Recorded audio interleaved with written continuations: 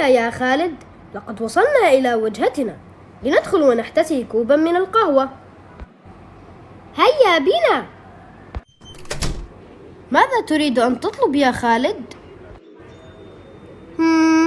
لم أقرر بعد. ماذا عنك يا عمر؟ أنا سأطلب قهوة بالحليب وبدون إضافة سكر.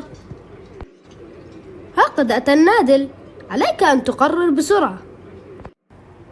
كيف يمكنني خدمتكم؟ ماذا تريدون أن تطلبوا؟ أريد كوب قهوة بالحليب وبدون إضافة سكر. أريد 1 cup of coffee بدون حليب وبدون شوجر. وأريد أيضا شوكولات كيك بالحجم الصغير. حسنا، سيكون طلبكم جاهز خلال دقائق. شكرا لكم. ما هذا يا خالد؟ ألم تعاهدني سابقا أنك سوف تلتزم بالتحدث بلغتنا الأم، اللغة العربية؟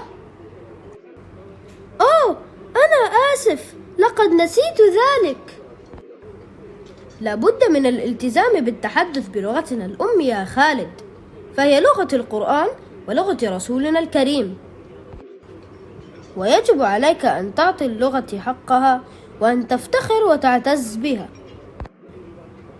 كما أن النادل قد تحدث معك باللغة العربية، لذلك يجب عليك أن ترد عليه باللغة ذاتها.